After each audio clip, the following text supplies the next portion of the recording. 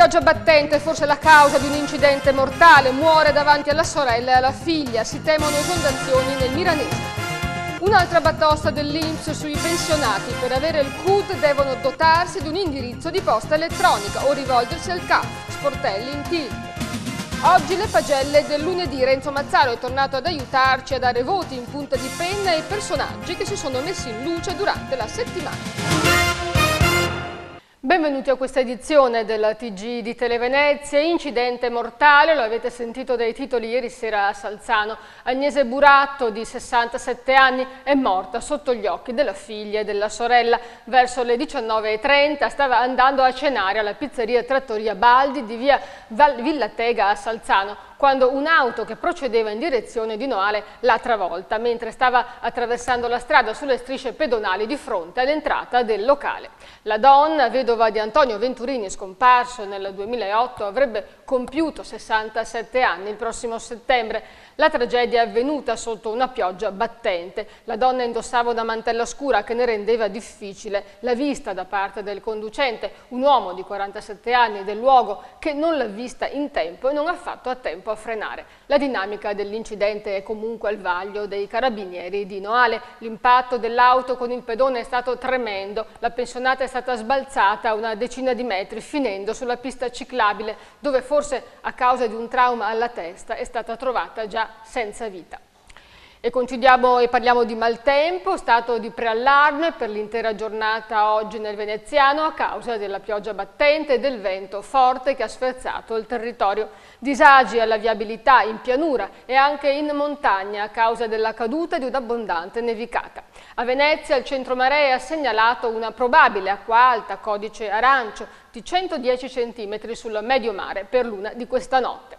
Sorvegliati speciali il canale Draganziolo e il Rio Storto nella zona di Salzano, Noale e Martellago.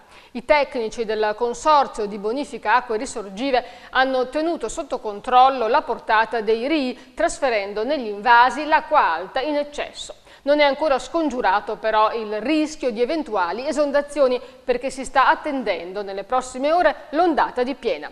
Suscita sempre apprensione inoltre il Musone, un corso d'acqua di carattere torrentizio che spesso si riempie quando piove e che ha raggiunto quasi i livelli di guardia. Il maltempo ha portato a punte di 60 mm di pioggia, mentre in montagna nevica. Ad Asiago e sulle montagne sopra i 1000 metri è caduto mezzo metro di neve. E ora cambiamo argomento, parliamo dell'inchiesta Mantovani. Ormai se ne parla quotidianamente, ma ci sono ogni giorno nuovi sviluppi. Spunta un nuovo conto corrente bancario di un istituto sammarinese commissariato. Continuano i colpi di scena nell'inchiesta Mantovani, distrutti da un incendio doloso 2 automezzi dell'azienda che vengono impiegati dagli operai che lavorano nel cantiere del Mose alla bocca di porto di Malamocco. Le fiamme hanno coinvolto anche l'auto di un residente. L'incendio è avvenuto sabato sera poco prima delle 23 nel parcheggio dell'imbarcadero di Santa Maria del Mare, dove parte il ferryboat che collega l'isola con Punta Sabbioni. Sull'accaduto stanno indagando i carabinieri della compagnia di Chioggia. Tutte le ipotesi sono aperte, compreso un eventuale collegamento con la vicenda dell'arresto dell'ex presidente della Mantovani SPA Pier Giorgio Baita. Non viene tralasciata nemmeno l'ipotesi che si tratti di qualcuno che contesta la realizzazione del sistema di dighe mobili, anche se ormai i lavori sono quasi ultimati e un simile incidente non contribuisce certo a fermare la realizzazione dell'opera. Proprio a casa degli arrestati Baita e Busoni, intanto, i finanzieri del Gico hanno scoperto carte segrete, ora al vaglio della magistratura. Tra questi ci sono anche diversi documenti riguardanti i contratti memorizzati in chiavette e cartelline che non avrebbero dovuto trovarsi nelle abitazioni private, bensì nella sede della società.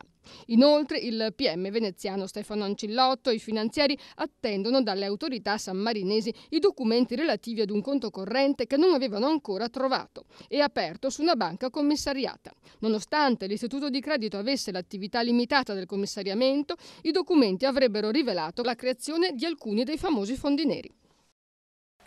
E a Venezia è arrivato un intero container di rotoli di carta igienica con l'immagine di Silvio Berlusconi. E i doganieri si sono interrogati sul da farsi, dato che sta crescendo questo mercato di gadget in cui si ironizza sull'ex premier. La procura ha assicurato che non c'è alcun reato da perseguire d'ufficio, non essendoci, come può capitare in casi del genere, una contraffazione di simboli coperti da diritto d'autore. L'unica strada possibile per fermare quella vagonata di carta sarebbe una querela di parte del leader del PDL, che ancora non è arrivata, con buona pace di chi vorrà usare la carta igienica. E andiamo a Venezia, grido d'allarme della Confesercenti, Calle dei Fabbri, a 2 passi da San Marco, è sempre più cinese e la pacottiglia in vendita sostituisce i negozi che garantiscono una migliore qualità della vita a chi risiede nell'isola.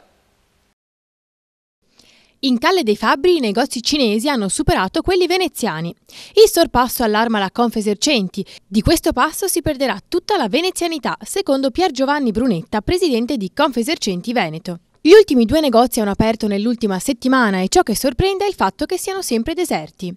C'è il sospetto che stiano occupando spazi senza ottenere profitti e che dietro ci sia l'ombra della speculazione, secondo la Confesercenti. Infatti, il giro d'affari dei negozi cinesi non si può permettere gli affitti alle stelle, anche 5.000 euro al mese della zona.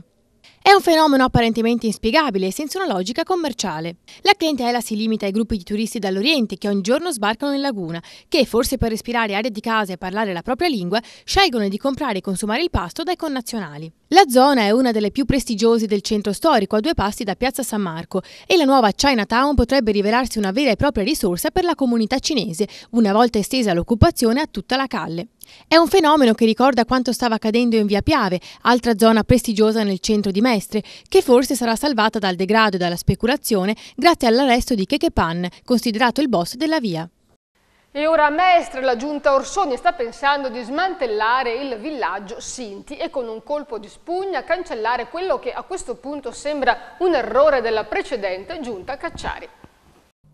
Il campo Sinti di Via Vallenari potrebbe essere chiuso. 3 anni e mezzo dopo la sua apertura, in mezzo a 1000 polemiche, la giunta di Orsoni comincia a considerarlo un errore. A dirlo è l'assessore alla casa Bruno Filippini. Dichiarazioni che sono destinate a sollevare un fiume di polemiche di chi ha difeso a spada tratta il villaggio come la soluzione migliore per favorire l'integrazione della comunità nel tessuto sociale mestrino. L'esperimento è fallito perché una faida tra i Braidic e gli Odorovic sta lacerando i rapporti sociali di una ventina di famiglie. Una decina di nuclei familiari del clan Odorovic ha chiesto l'assegnazione di un appartamento. La causa della baruffa è stata una ragazza che è stata picchiata a sangue perché poco disponibile verso un esponente dell'altro clan. La lite è comunque l'emergenza che sta facendo accelerare l'iter per l'abbandono del villaggio. Era già in programma che il campo sarebbe stato provvisorio. Per l'assessore Filippini è una bella patata bollente perché bisogna trovare gli alloggi da assegnare e una volta trovati si riaccenderà la polemica sulla precedenza da dare alle famiglie veneziane. Inoltre bisogna evitare che una volta sgomberate le casette non vengano occupate da altre famiglie. Un'altra grana per i pensionati, ad accanirsi su di loro l'INPS che ora si rifiuta di consegnare il CUD cartaceo e per risparmiare chiede agli ultrasettantenni di dotarsi di un indirizzo di posta elettronica. Alcuni non solo non hanno il computer né i soldi per acquistarlo, ma soprattutto non lo sanno usare. Dopo il taglio delle pensioni, ora dall'INPS arriva una nuova sorpresa. Il CUD, cioè il modello che certifica il reddito annuo, sarà inviato esclusivamente via mail e non più a domicilio. Una decisione che sta scatenando una vera e propria sollevazione popolare tra gli anziani, costretti a sopportare lunghe code agli sportelli del CAF per chiedere assistenza, perché la maggior parte di loro non ha un computer e soprattutto non lo sa usare.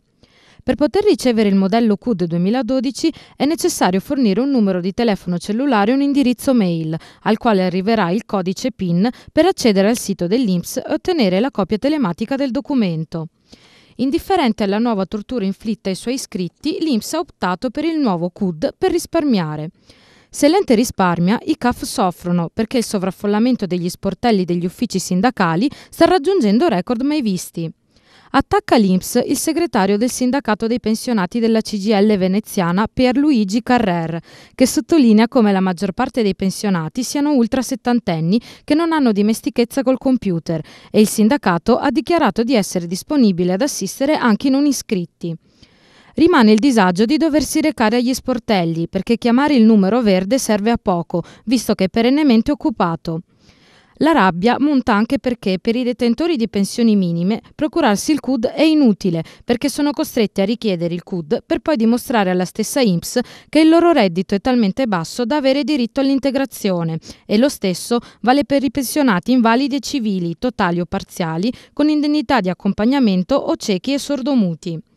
La situazione dunque appare caotica e nei prossimi giorni è in programma a Roma un incontro tra sindacati e INPS, con la speranza di trovare un accordo che renda meno difficile la vita ai pensionati, soprattutto ai più anziani e a quelli con un basso reddito. E ora le immagini dell'inaugurazione della nuova biblioteca a Mestre. A sentirla chiamare Vez non ci si aspetterebbe di trovarsi di fronte alla nuova biblioteca di Mestre, ma se si pensa che la nuova location culturale è situata proprio in Villa Erizzo, allora l'assonanza è inconfondibile. Inaugurata sabato 16 marzo alla presenza del sindaco Giorgio Orsoni, la nuova biblioteca ha aperto le sue porte con un programma che ha spaziato nell'arco di tutta la giornata e che ha attirato più di 1800 persone, fra maratone di letture, spettacoli di musica e feste. Una biblioteca nel cuore di Mestre, la Vez, all'interno della quale confluiscono tecnologie al servizio degli studenti e degli utenti e che ha visto un trasloco non certo semplice dalla storica sede di Via Miranese, che comunque rimarrà aperta, ai rinnovati ma comunque ricchi di affreschi spazi di Villa Erizzo. Coperta interamente dalla rete Wi-Fi, trova al suo interno 87 posti di lettura, 20 postazioni internet, 2 postazioni per disabili e copre un catalogo di circa 50.000 libri, fra cui una ricca emeroteca. Insomma, se si cerca un buon posto per lo studio o semplicemente amate nutrirvi di libri, il cibo per la mente da oggi ve lo offre Vez. Si avvicinano le festività pasquali e vediamo un po' il mercato che quotazioni dà alle uova e alle colombe. Colombe pasquali salate quest'anno per i veneti. Aumentano fino al 76% i prezzi legati agli articoli alimentari pasquali, eccezion fatta per le uova di cioccolato per bambini che registrano un calo del 33%, ma solo se sono fuori moda o non firmate.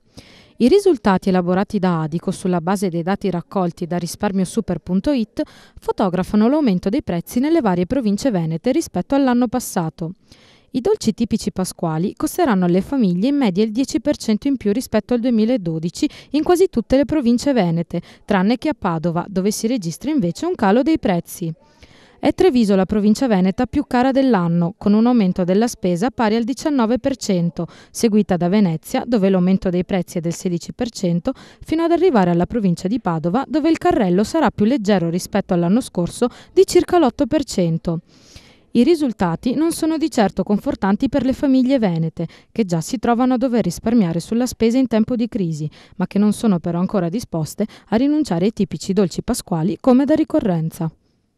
E ora le notizie dal territorio provinciale, dall'area metropolitana. Buone notizie nella lotta al contrasto delle violenze omofobe. Nel Veneto orientale, per la prima volta in Italia, l'associazione lesbo, gay, bisex, trans, etero ha ottenuto l'istituzione di un tavolo per dare il via ad un protocollo sulle violenze omofobe. Promotore dell'iniziativa, che sarà varata con l'USL 10, è Matteo Mazzon, grande attivista del movimento. E andiamo a Jesolo, dove è vietato dare da mangiare ai piccioni. L'ordinanza, varata alcuni anni fa a Venezia, ora fa scuola anche nella località balneare veneziana.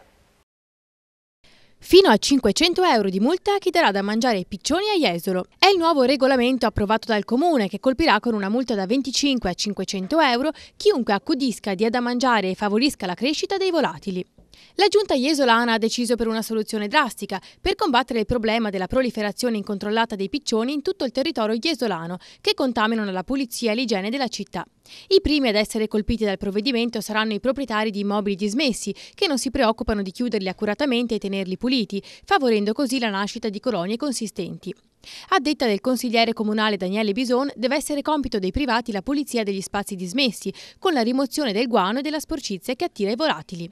Diversa invece la campana di Jesolo Bene Comune. Renato Martin propone mangimi antifecondativi come soluzione efficace, ma il comune è stato di tutt'altra idea e multe salate pioveranno su chiunque lancerà briciole e resti di cibo ai tanti piccioni in circolazione. L'invasione dei volatili è iniziata negli anni 90 nell'edificio abbandonato del Palacongressi, rimasto inutilizzato per anni dopo la sua costruzione, che divenne nido prediletto per le prime colonie, e il problema negli anni è aumentato, tanto da diventare insostenibile per il comune, che si è visto costretto a prendere provvedimenti. C'è una piccola pausa pubblicitaria, rimanete con noi.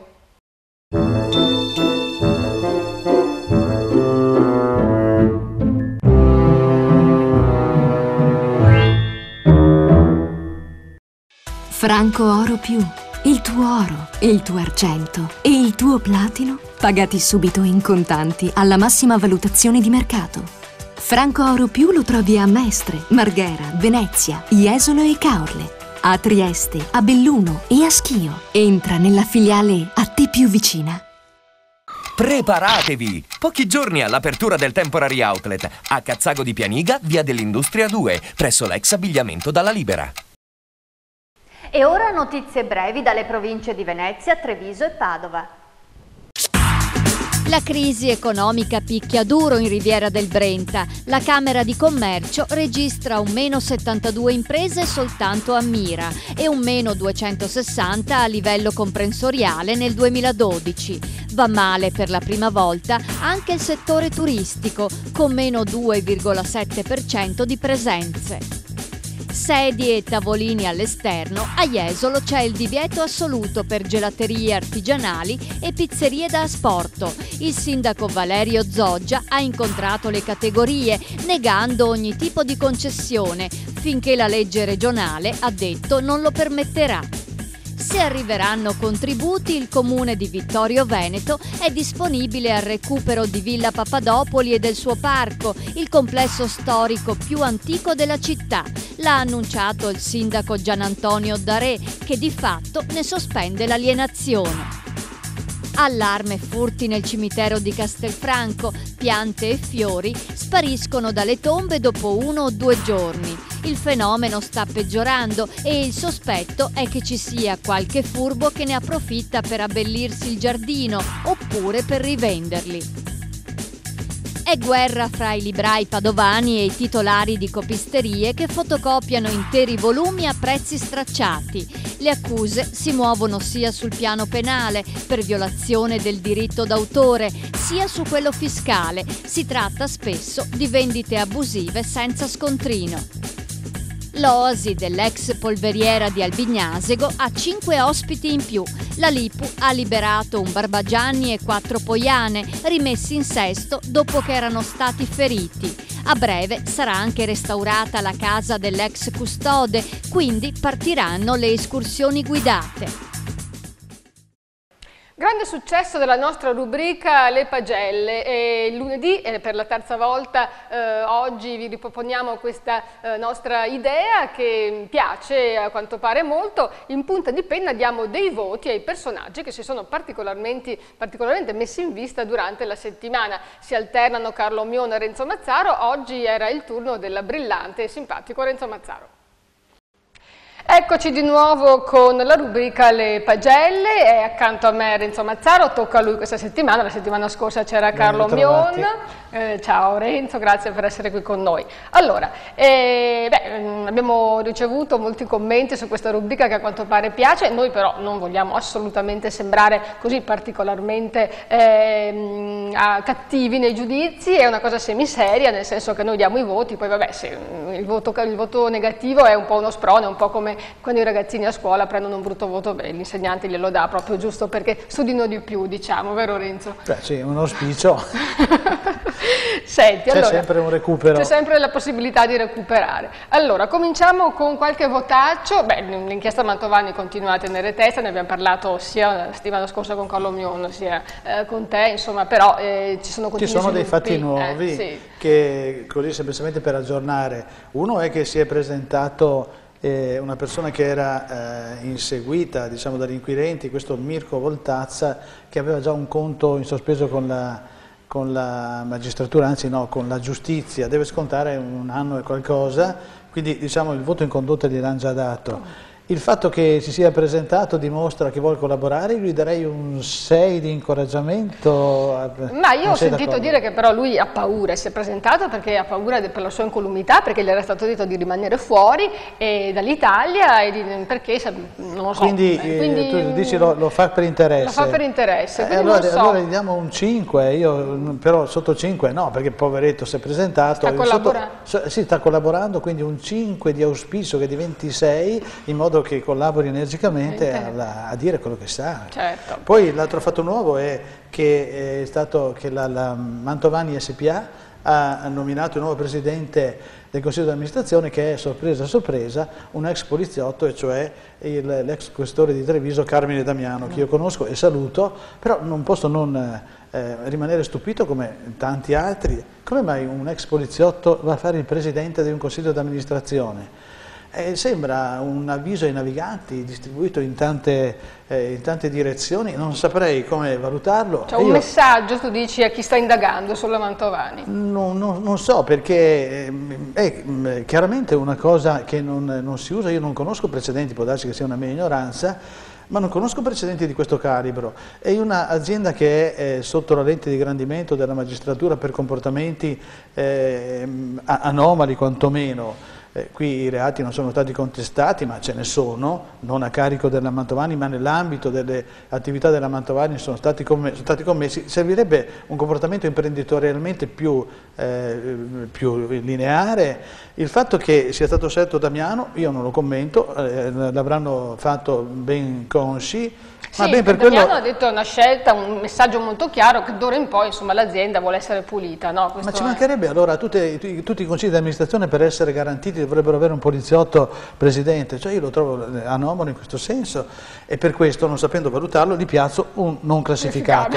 E il terzo fatto nuovo, diciamo, si fa per dire nuovo, dell'inchiesta Mantovani è che il rimbalzo provocato dall'arresto di Pier Giorgio Baita, dell'ingegnere capo della Mantovani, in comune di Venezia, ha indotto il sindaco Orsoni a cambiare parere di colpo a proposito del Lido. Allora non si firma più l'accordo, si va in tribunale, e con tutto quello che si sa. Io, per quanto poco informato, devo dire che il fatto che l'area dell'ex ospedale a mare venga destinata a uso residenziale con una mega darsena non è esattamente nella linea di quello che si auspica nel Veneto, cioè va verso la cementificazione invece che verso una valorizzazione del territorio. Non so se colgo lo spirito corretto o la maggioranza di quello che pensano al Lido. Beh, sicuramente i lidensi sono tutti contenti. Allora io gli darei un 6+, se è così, al sindaco, che finalmente ha preso una linea così di... Tu dici incoraggiato da questa inchiesta della Procura. Non so se è così, però se ha cambiato idea, auspico che vada a fondo. No, che vada a fondo. Non che affondi, che vada... che vada a fondo, sì, ecco, dai. Vedi come le parole possono imbrogliare dai. Ecco, chiediamo scusa a Orsoni per la... non si voleva per nulla affrontare. Si sarà toccato. Allora, senti, cambiamo argomento, direi che ne abbiamo parlato abbastanza della Mantovani, parliamo del Consiglio regionale. Anche qui sono successe parecchie cose. Beh, questa settimana il Consiglio regionale è stata... una sagra degli equivoci. Già stanno discutendo l'ambiente, stanno discutendo del bilancio di previsione 2013. Siccome il bilancio di previsione 2013 sarebbe in previsione del 2013, noi siamo già nel 2013, sono in ritardo, già questo, ma sorvoliamo. Già questo potrebbe essere un 5+. Sì, va sempre così in ritardo, per cui insomma bisogna sorvolare, perché altrimenti se cominciamo a impallinarli per i ritardi non si finisce più. Qui al sodo stanno discutendo del bilancio, sembrava che si mettessero d'accordo, e succede invece che un emendamento presentato da un consigliere di minoranza, che è di un unico partito, che è Pierangelo Pettenò, di Rifondazione Comunista se non sbaglio, se si chiama ancora così poi, perché ci sono state delle rivoluzioni dentro alla sinistra che è lungo da seguire, ma che stanziava questo emendamento 2 milioni di euro per i vongolari, poverini, che hanno avuto certamente dei problemi. Un 2012 travagliato, diciamo. Esatto, era un emendamento destinato ad essere piazzato, ad essere come dire, bocciato perché mancavano i soldi, e invece sorpresa te lo approvano. Perché? Perché una parte della maggioranza, dei consiglieri di maggioranza, hanno votato con Pettenò. Insomma, ma forse perché raccolgono il loro consenso proprio tra i vongolari, no? Certamente, perché sono i consiglieri di Chioggia, della zona di San Donà, per non fare nomi, Moreno Teso è stato detto, Carlo Alberto Tesserini, eccetera. Ma perché noi siamo sempre molto discreti, non li facciamo mai i nomi? No, perché no? Sì, non è mica vietato, poi si sa in Consiglio regionale, hanno votato contro la loro maggioranza, in pratica affondandola. Allora, qui bisogna dire, intanto il Consiglio è stato sospeso da giovedì, riprenderà mercoledì, non si capisce bene se si mettono d'accordo o meno, si suppone di sì, ma bisogna vedere su che basi, per cui io darei un 8 a Pettenò, che ha fatto un'incursione come gli incursori della Marina dentro al porto delle nebbie della maggioranza, gli ha piazzato una mina sotto la portaerei, E allora la portaerei era quella dell'alleanza PDL-Lega, che gli diamo un 4, è affondata. È affondata. Adesso perché non troveranno più i soldi. E appunto è un 6 di incoraggiamento a Ciambetti, poveretto si fa per dire, perché l'assessore al bilancio leghista, Roberto Ciambetti Vicentino, che deve trovare i 2 milioni di euro adesso, non so bene da che parte si rivolgerà. Vabbè, quindi insomma non voti negativi allora a questo punto, nessuno direi. No, gli abbiamo dato un 4 all'alleanza PDL-Lega. Sì, ecco, dai, quindi già quello. Senti, in casa Lega è successo un po' di tutto questa settimana, no? Beh, è arrivato Maroni che ha fatto il pompiere, ha dato un aiuto a Tosi che si risolleva, ha incontrato Zaia, ha fatto una gaffa anche con Zaia, ha detto io sono contento su quello che fa Tosi, invece voleva dire Zaia. L'ha chiamato Flavio, io mi chiamo Luca, ha detto, era così, insomma, un po' confuso. Mi sembra che però il febbrone da cavallo che aveva la Lega dopo le elezioni sia leggermente diminuito, per cui gli darei, mi sembra un 37,5 di temperatura corporea, gli darei dal 5 al 6 meteorologico, può andare bene? Vabbè, dai, può andare. Poi dentro la Lega ci sono anche... Sai cosa? Non so a chi interessi quello che sta accadendo in casa Lega, oltretutto, visto che la gente non li vota, però questo è un altro discorso, no?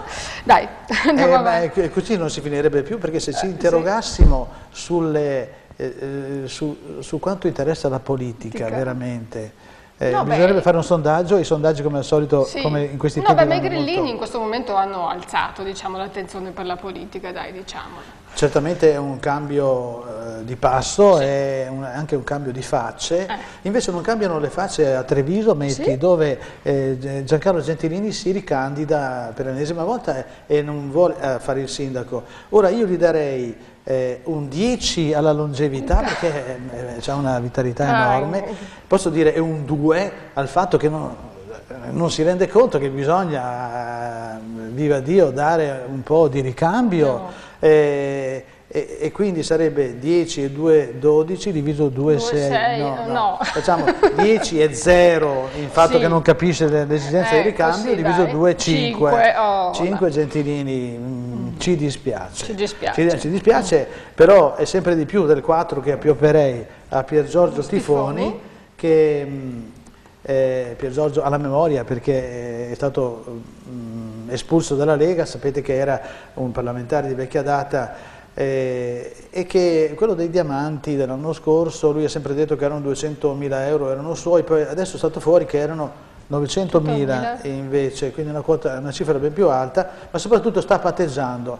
Ora, se io fossi, mi sono trovato delle volte sul banco degli imputati, ma non per questo, è per querelato, per diffamazione, ho sempre vinto, preciso.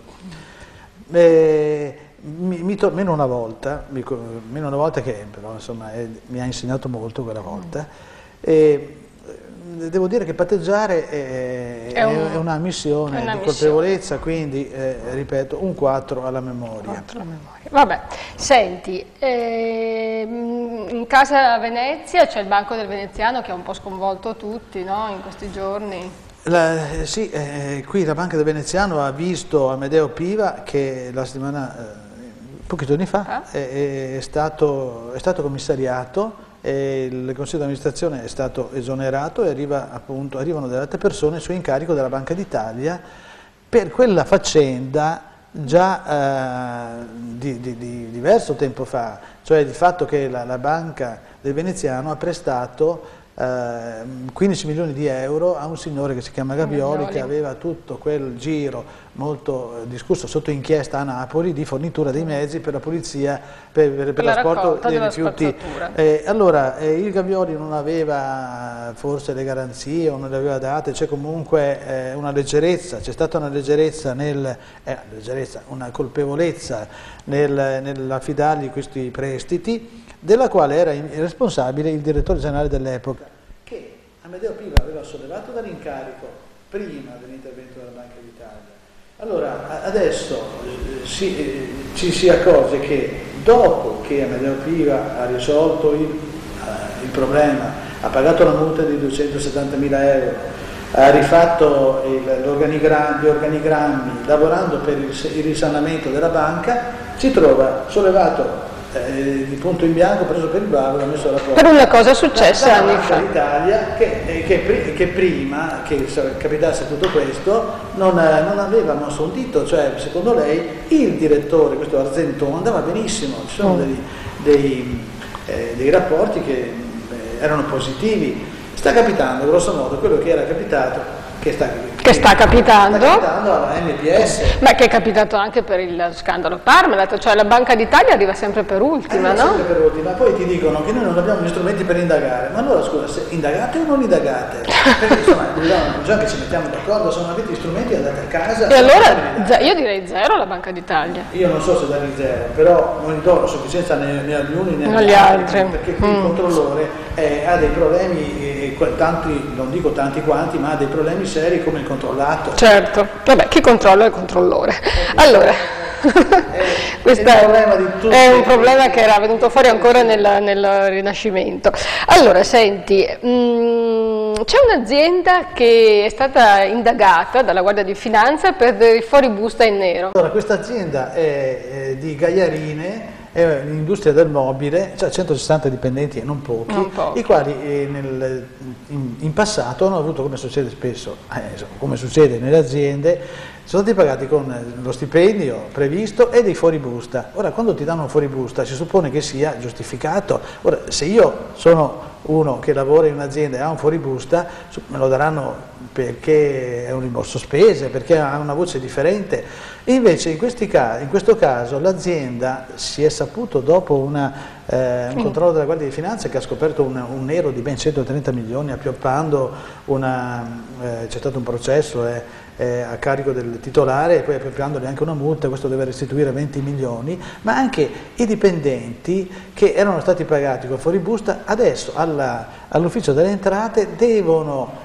è arrivata la notifica a casa, devono restituire qualcosa da 2.000, chi, da 2.000 a 15.000 euro. Poveretti. Allora, io che ho lavorato e che avevo diritto alla giusta mercede, cioè, vabbè, mi hanno dato un surplus, ma me l'avessero dato giustificato e no, sottoposto a una verifica che mi tocca restituire al fisco un tot, per quanto si spera rateabile. Senti, un votaccio all'Agenzia delle Entrate. Sì, anche perché questa situazione qui è veramente spiacevole. Questa azienda adesso è in cassa integrazione, i dipendenti dunque non lavorano o lavorano a turni, hanno uno stipendio dimezzato e dovrebbero restituirlo.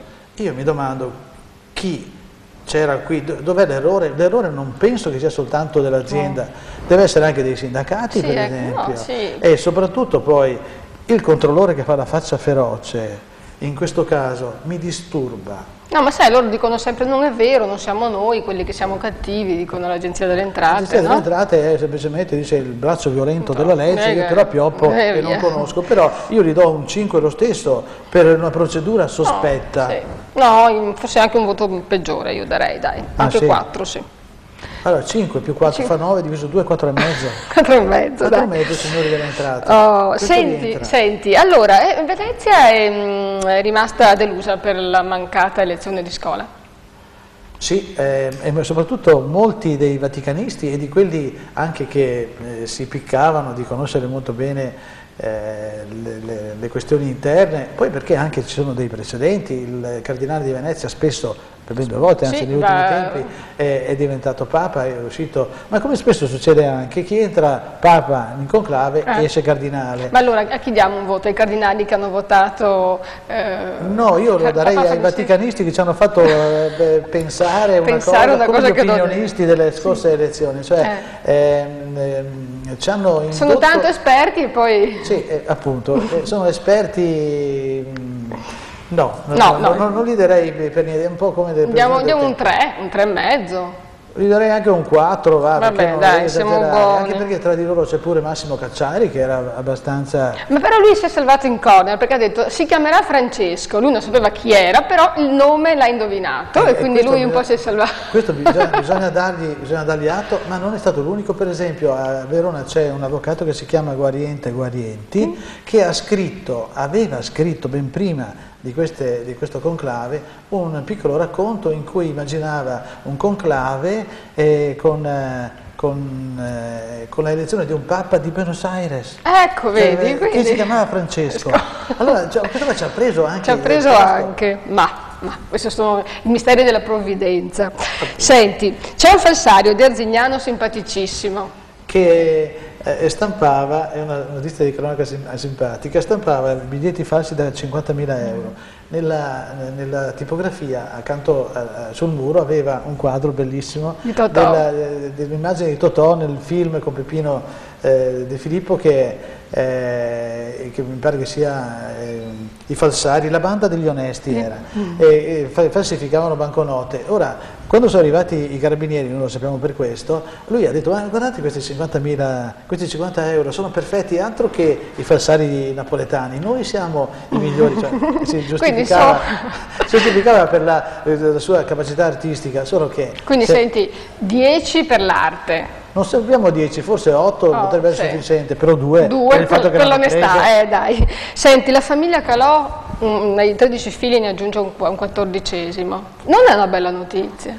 Nemmeno io, nemmeno per me, e nemmeno io la considero così. Io, come dire, gli darei anche 10 per la prolificità a questa coppia, ma vanno alla vita in diretta a dire ci abbiamo tanto provato, aspettiamo il 14esimo figlio. Nella foto in cui si vedono tutti questi ragazzi, non sono neanche tutti, c'è qualcuno più grande che tiene in braccio il bambino più piccolo.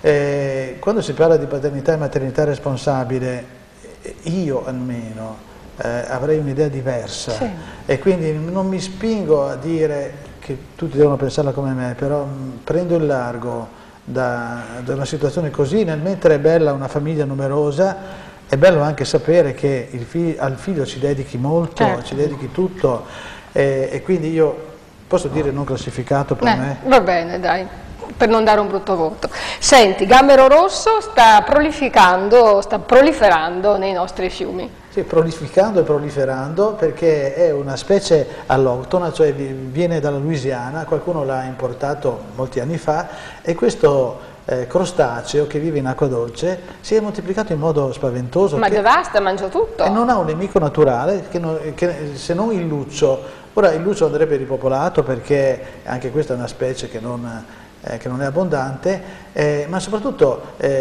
questo crostaceo scava, come fa anche la nutria, in piccolo perché non è un animaletto, ma scava nelle sponde e crea dunque problemi anche di tenuta. Senti, creiamolo un nemico, il pescatore. Infatti è il motivo per il quale io mi spingerei a fare un appello alle associazioni di pesca sportiva che sono parecchie, ce ne sono anche molto attive lungo la riviera del Brenta, ma anche ai negozi di pesca. Venite qui in questa televisione e spiegate come si fa a prendere questo gambero, perché tra l'altro è molto buono. Mi hai dato un'idea, li inviteremo. Grazie Renzo, sei stato come sempre brillante, simpatico e anche molto arguto. Ci rivediamo con le pagelle lunedì prossimo. A risentirci. Beh, lo avete sentito anche dai titoli, maltempo, pioggia battente, domani dovrebbe esserci una tregua, ma potrebbe anche ricominciare il maltempo nei prossimi giorni. Vediamo nel dettaglio cosa dicono i meteorologi per i prossimi giorni.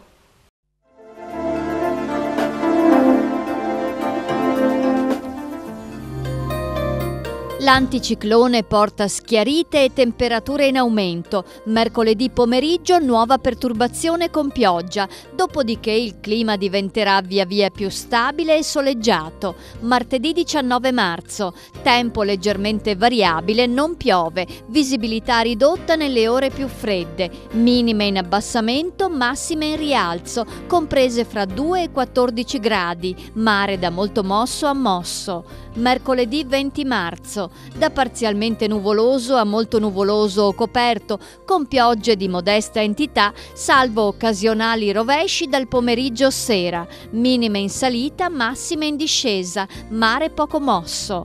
Giovedì 21 marzo, tempo via via sempre più soleggiato, con valori termici in ripresa. Venerdì 22 marzo, bel tempo con cielo sereno e soleggiato, minime e massime in lieve diminuzione. La marea di martedì 19 marzo è molto sostenuta, la massima all'1,5 110 cm, la minima alle 9,50 35 cm. Bene, con questo è proprio tutto. Grazie per averci seguito, per averci scelti. Buon proseguimento, buona serata.